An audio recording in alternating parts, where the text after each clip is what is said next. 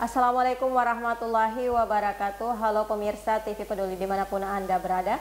Senang sekali kami berdua hadir kembali menjumpai Anda dalam program Apa Kabar Parepare dengan sejumlah informasi menarik yang sayang untuk Anda lewatkan. Tetap bersama saya Jauhar Manikam dan saya Usutun Hasanah. Berikut Apa Kabar Parepare selengkapnya untuk Anda.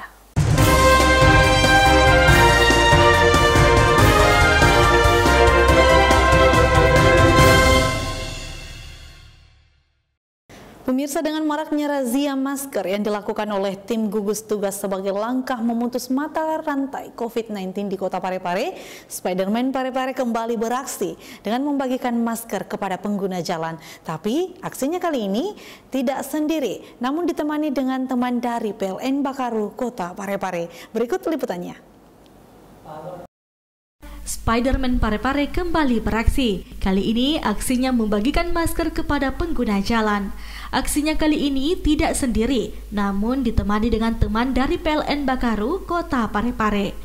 Dengan maraknya razia masker yang dilakukan oleh tim gugus tugas sebagai langkah memutus mata rantai COVID-19 di Kota Parepare, ratusan masker dibagikan ke para pengguna jalan dan warga sekitar yang tidak menggunakan masker.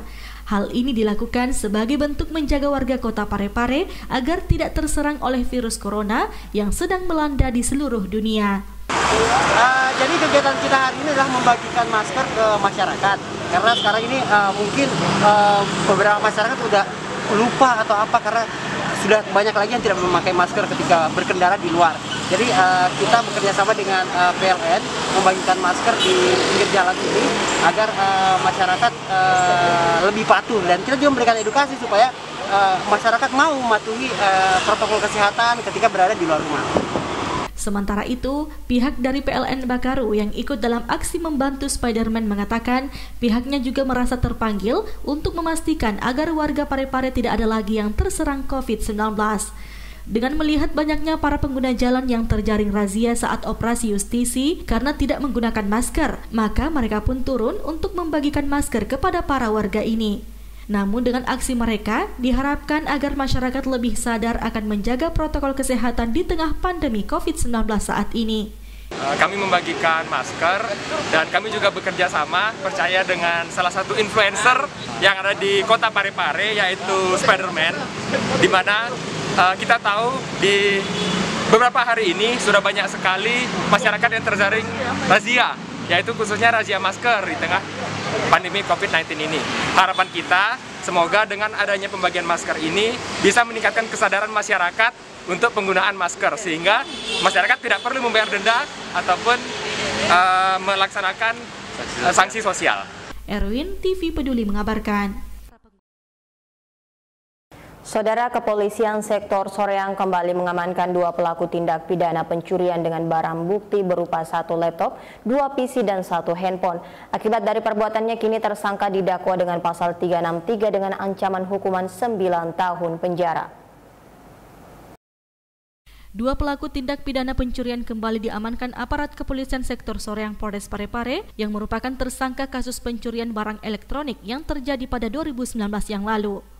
Sebelumnya, kasus pencurian dengan pemberatan ini terjadi di Jalan Petaoddo, Kompleks PPI Kelurahan Watang Soreang, Kecamatan Soreang, Kota Parepare yang dilaporkan dari pihak pegawai PPI 2019 lalu.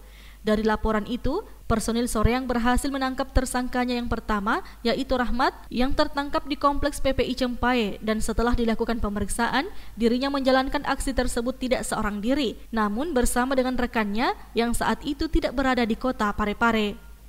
Dari hasil penelusuran polisi, kedua pelaku akhirnya berhasil diamankan 1 hari setelahnya, usai polisi berhasil mendapatkan lokasi dari rekannya tersebut, yakni Muhammad Satir yang berumur 22 tahun yang merupakan seorang pegawai swasta. Di perumahan atau kompleks PPI, di PPI itu di Kelurahan Watang Soreang, Kecamatan Soreang, Kota Parepare. Yang terjadi yaitu pencurian dengan pemberatan. Terjadi pada hari Rabu tanggal 3 Juli 2019. Dengan kejadian itu ada dilaporkan dari pihak yang PPI, yaitu dari pegawainya melapor ke Polsoreang. Dalam kurun waktu lebih 1 tahun, personil Soreang dengan giatnya, dengan semangatnya, lidik dan mendapatkan hasil, yaitu menangkap tersangkanya. Tersangkanya 2 orang. 2 orang yang pertama yaitu inisial R alias L. Yang TSK kedua yaitu MS alias S.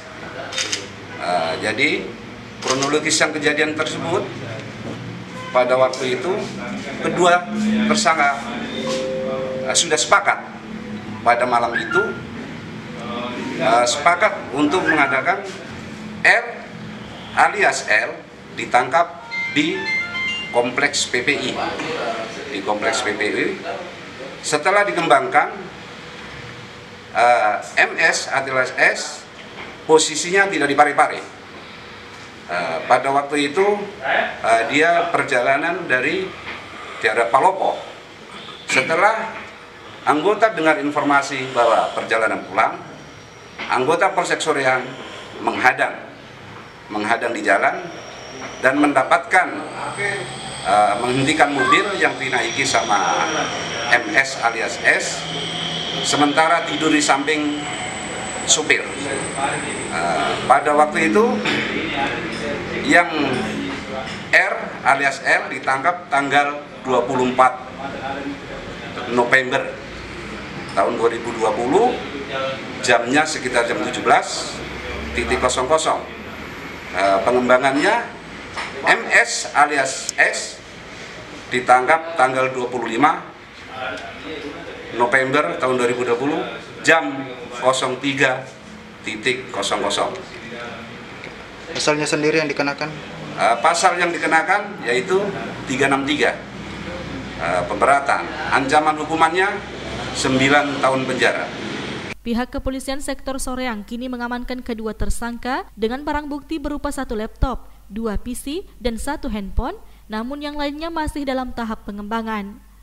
Akibat dari perbuatannya tersebut, kini tersangka diamankan di Polsek Soreang bersama sebagian barang bukti dan terancam pasal 363 dengan pemberatan ancaman hukuman 9 tahun penjara. Erwin, TV Peduli mengabarkan. Pemirsa, guru MTS Negeri Parepare ciptakan inovasi video pembelajaran. Lomba yang diselenggarakan MTS Negeri yang bekerja sama dengan pengurus Ikatan Guru Indonesia Kota Parepare ini diharapkan mampu meningkatkan kualitas pembelajaran di Kota Parepare. Kepala Madrasah Sanawiyah atau MTS Negeri Parepare menyerahkan sejumlah hadiah kepada para guru yang telah mengikuti lomba pembuatan video pembelajaran yang diselenggarakan MTS Negeri bekerja sama dengan pengurus Ikatan Guru Indonesia atau IGI Kota Parepare. Hadiah tersebut juga disupport oleh beberapa mitra sekolah, diantaranya Bank Mandiri Syariah, Telkomsel, dan Tupperware. Hadiah lomba video pembelajaran diserahkan Kepala MTS Negeri Parepare Haja Darna Daming bersama pengurus IGI Kota Parepare Maharani dan pimpinan cabang Bank Mandiri Syariah Parepare Said di lapangan upacara sekolah MTS Negeri bertepatan momentum Hari Guru Nasional pada 25 November 2020.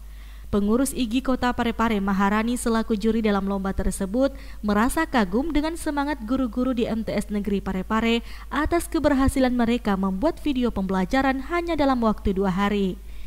Saya pribadi, apalagi dari IGI, sangat mengapresiasi kegiatan-kegiatan seperti ini, dan alhamdulillahnya ini satu-satunya loh di Parepare ya, sekolah yang berhasil mengumpulkan video pembelajaran guru-guru dalam waktu hanya 2 hari. Kepala MTS Negeri Parepare Haja Darna Daming merasa bahagia dan bersyukur atas kegigihan para guru yang sudah menciptakan sebuah inovasi pembelajaran dalam bentuk video. Ada kebahagiaan dalam yang saya rasakan karena para guru-guru kami di MTS Negeri Kota Parepare telah mempersembahkan inovasi yang sangat tinggi berupa beberapa video pembelajaran. Ada 11 video yang tercipta dan alhamdulillah hasilnya sangat luar biasa. Haja Darna Daming berharap lomba ini menjadi dorongan bagi semua guru di MTS Negeri Parepare untuk terus berkreasi dan berinovasi dalam menciptakan inovasi-inovasi baru guna meningkatkan kualitas pembelajaran di Kota Parepare. Andi, TV Peduli mengabarkan. Pemirsa, menyikapi permasalahan terkait status kepemilikan eks Gedung Pemuda yang rencananya akan dijadikan sebagai gedung Rektorat ITH, Kepala Bidang Aset Setdako menunjukkan bukti berupa kesepakatan antara Profesor B.J. Habibie dan Wali Kota Parepare Dr. H.M. Taufan Pawe SHMH, yang mana di dalamnya memuat penyerahan tanah lokasi eks Gedung Pemuda dengan luas 22.000 meter persegi. Kepemilikan lokasi eks Gedung Pemuda sebagai salah satu aset dalam pendirian Institut Teknologi Habibie atau ITH dipertanyakan oleh beberapa pihak. Bahkan dengan terang menyebutkan jika lokasi Gedung Pemuda yang berlokasi di Jalan Pemuda, Kelurahan Capak Galung, Kecamatan Bacu Kiki Barat bukan merupakan aset pemerintah Kota Parepare.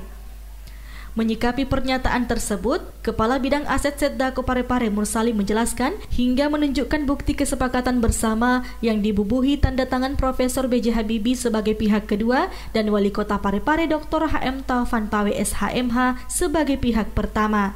Dalam kesepakatan bersama nomor 180.1/24/HKM pertanggal 28 Agustus 2014 diuraikan tentang pemanfaatan lokasi eks Gedung Pemuda sebagai tempat pendirian ITH.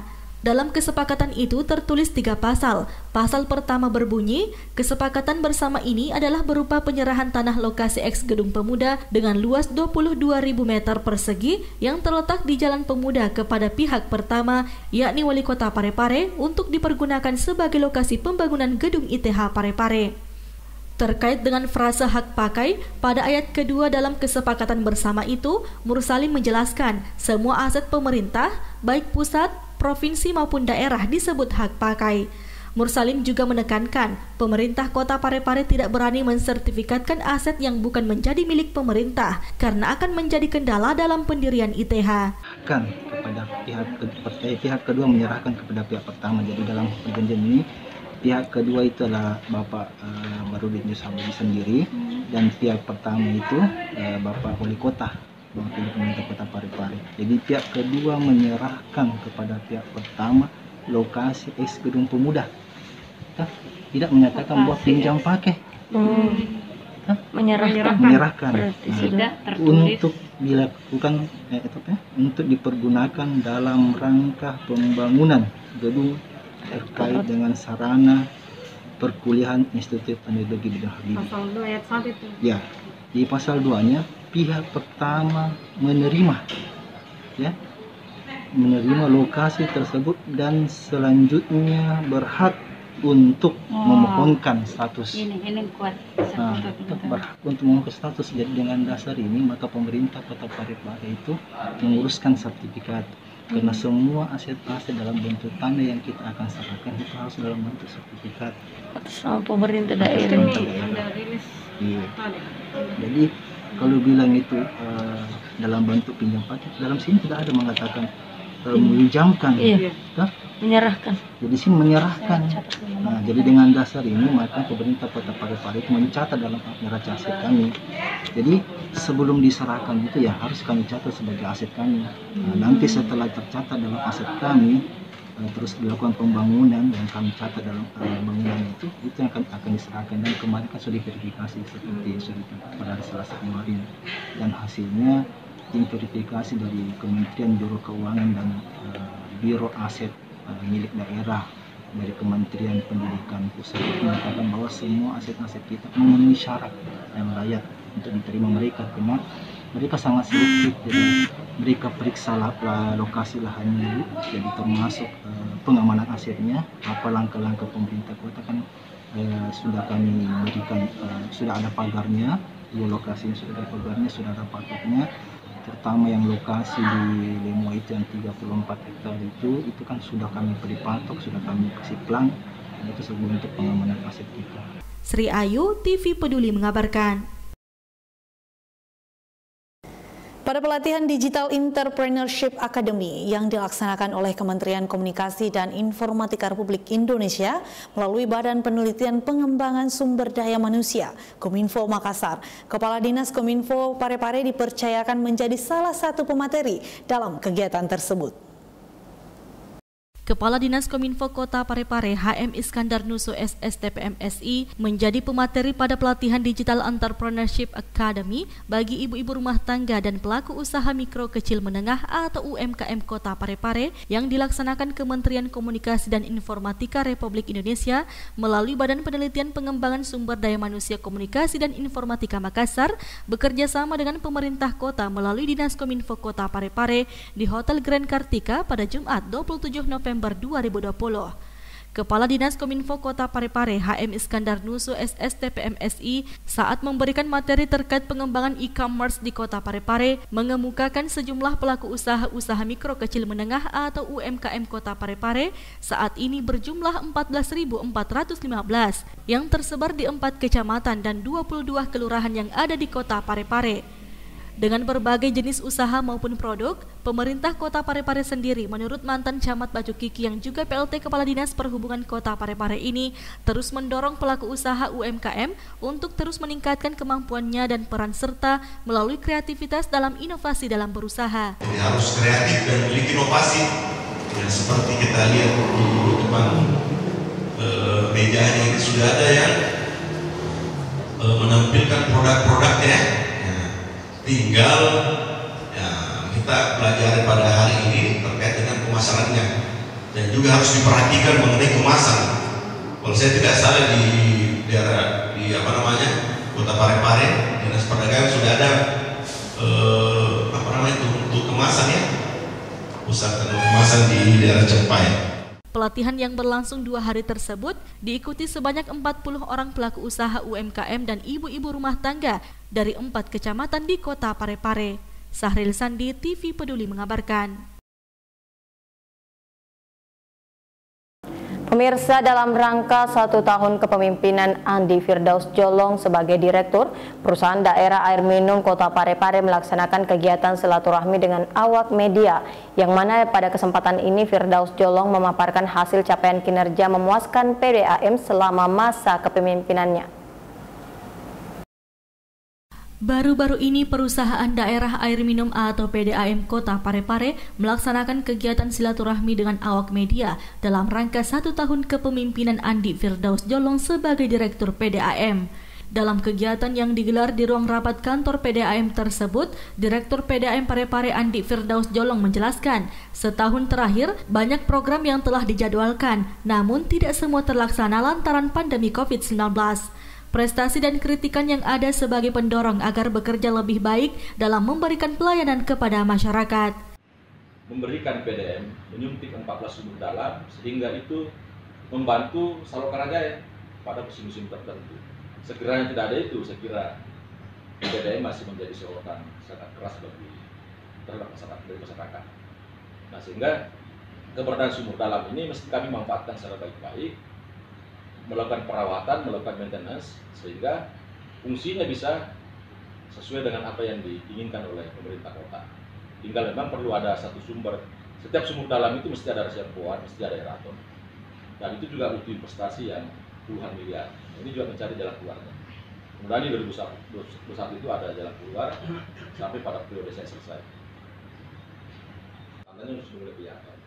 Sehingga masuk di 2021 dengan suasana yang baru, dengan pikiran yang berbeda, tentu akan melanjut lagi kerja-kerja tim yang ada di PDAM. Dan mungkin juga teman-teman wartawan melihat kerja-kerja teman-teman terutama di teknik yang bagian transmisi hampir tengah malam. Setiap malam, mulai pagi, siang, sore, malam, bahkan sampai jam 2 malam mereka tetap bekerja mengatasi. Meski demikian, Andi Firdaus Jolong berhasil menunjukkan capaian kinerja memuaskan, salah satunya dengan berhasil mendongkrak jumlah pelanggan. Hal tersebut diungkapkan langsung PLT Humas PDAM Parepare. Rahman Ngara mengatakan, jumlah pelanggan PDAM tahun 2019 sebanyak 20.186 pelanggan dan saat ini naik menjadi 21.020 pelanggan, sehingga ada kenaikan sekitar 1.478 pelanggan. Pelanggan PDAM Kota Parepare itu sebanyak 20.186. Nah, perjalanan kurang lebih setahun ini ya, pelanggan PDM Kota Parepare itu sampai ini hari 26 November 2020 itu sebanyak 21.020 pelanggan, sehingga ini ada kenaikan sekitar 1.478 pelanggan. Sri Ayu, TV Peduli mengabarkan. Pemirsa, pelatihan berwawasan digital yang dilaksanakan oleh Kominfo Parepare dibuka secara resmi oleh Sekretaris Daerah Kota Parepare. Kegiatan ini diharapkan mampu membangkitkan para pelaku UMKM di era new normal di masa pandemi COVID-19. Kementerian Komunikasi dan Informatika Republik Indonesia melalui Badan Penelitian Pengembangan Sumber Daya Manusia Komunikasi dan Informatika Makassar bekerja sama dengan pemerintah kota melalui Dinas Kominfo Kota Parepare melaksanakan pelatihan Digital Entrepreneurship Academy bagi ibu-ibu rumah tangga dan pelaku usaha mikro kecil menengah atau UMKM Kota Parepare di Hotel Grand Kartika pada Jumat 27 November 2020. Kegiatan yang dibuka Wali Kota Parepare yang diwakili Sekretaris Daerah Kota Parepare Haji Iwan Asaat APMSI memberikan apresiasi Kementerian Kominfo Republik Indonesia yang melaksanakan kegiatan pelatihan di Kota Parepare. Karena yang hadir sini banyak UMKM sebagai tulang punggung perekonomian. Kenapa saya katakan tulang punggung perekonomian? Di saat kita resesi, ternyata yang bisa tetap bertahan itu UMKM. Tetapi tidak bisa dipungkiri UMKM juga terdapat banyak kondisi yang menerpa selama masa pandemi COVID-19 ini. Haji Iwan Asaat APMSI mengharapkan melalui pelatihan UMKM ini, pelaku usaha khususnya UMKM dapat bangkit di masa era new normal atau masa pandemi COVID-19. Kegiatan ini juga sebagai salah satu upaya pemerintah dalam meningkatkan kesejahteraan masyarakat di Kota Parepare. Mantan Kepala Dinas Kominfo Parepare ini mengharapkan agar para ibu-ibu rumah tangga yang mengikuti pelatihan betul-betul memanfaatkan kesempatan baik untuk mendapatkan pengalaman dan ilmu selama pelatihan. Sementara itu, Kepala Badan Penelitian Pengembangan Sumber Daya Manusia Komunikasi dan Informatika Makassar yang diwakili oleh Haji Syarifuddin Akbar MSI mengatakan, tujuan utama kegiatan ini adalah untuk mendorong ibu-ibu rumah tangga di Kota Parepare memahami teknologi informasi termasuk penggunaan aplikasi berbasis IT dalam menunjang usaha melalui online. Untuk meliterasi TIK bagi para pelaku UMKM, apalagi pada kondisi pandemi ini yang bisa eksis adalah cuma UMKM. Karena itu supaya ini bisa tetap berjalan, maka kita menyarankan atau memberikan literasi TIK agar mereka migrasi ke digital. Jadi bukan cuma tidak ada lagi tatap muka, tapi kita berusaha untuk memaksimalkan teknologi untuk bisa menjual produknya begitu. Sahril Sandi, TV Peduli mengabarkan. Saudara, guna memutus mata rantai penyebaran COVID-19, Puskesmas Lumpe melakukan penyemprotan desinfektan di sejumlah titik, salah satunya di Asrama Brimob Kota Parepare. Berikut kita simak informasi selengkapnya. Untuk mencegah penyebaran COVID-19, tim kesehatan Puskesmas Lumpe ditemani Camat Bacukiki Barat turun melakukan penyemprotan disinfektan secara massal di Kompleks Asrama Brimob Parepare pada Jumat 27 November 2020. Aksi penyemprotan ini melibatkan tim kesehatan Puskesmas Lumpe yang dipimpin Kepala Puskesmas Irnawati didampingi Camat Bacukiki Barat Fitriani, Kapolsek Bacukiki AKP Paulus Kasno, dan beberapa personil Batalion B Pelopor Kota Parepare. Kepala Puskesmas Lumpe Irnawati mengatakan penyemprotan disinfektan ini dilakukan untuk mensterilkan lingkungan asrama Brimob Parepare agar bebas dari COVID-19. Hari ini kita ada penyemprotan massal dalam rangka pencegahan virus corona di asrama Brimob sebagai bentuk pencegahan, mengingat bahwa di asrama Brimob ini sudah ada beberapa kasus yang kami temukan. Jadi untuk mengantisipasi atau menekan kasus ya, kita mengadakan penyemprotan secara massal pada hari ini. Kami bersama dengan Forkopimda Kecamatan Bacukiki Barat dipimpin langsung oleh Ibu Camat Bacukiki Barat, kemudian ada Pak Kapolsek, dan bersama dengan personil-personil dari Brimob. Sementara itu, Camat Bacukiki Barat Fitriani yang juga terjun langsung dalam aksi penyemprotan tersebut mengapresiasi upaya tim kesehatan Puskesmas Lumpue yang secara masif melakukan upaya pencegahan COVID-19 di Kota Parepare, termasuk yang saat ini dilakukan di Kompleks Asrama Brimob Batalion B Pelopor Kota Parepare. Alhamdulillah untuk responnya kami sangat berterima kasih kepada Ibu Kapus dalam hal ini telah bersama-sama dengan kami untuk melakukan meminimalkan pencegahan virus corona yang ada di Kecamatan Bacukiki Barat. Irnawati juga mengungkapkan penyemprotan disinfektan di asrama Brimob ini rencananya akan rutin dilakukan untuk meminimalkan upaya pencegahan COVID-19 di Kota Parepare. Dengan mengenakan kaos orange dan rompi hitam, tim kesehatan Puskesmas Lumpue menyasar seluruh area termasuk rumah dan bangunan serta fasilitas umum yang ada di Kompleks Asrama Brimob Parepare untuk memastikan semua area tersentuh cairan disinfektan. Andi, TV Peduli mengabarkan.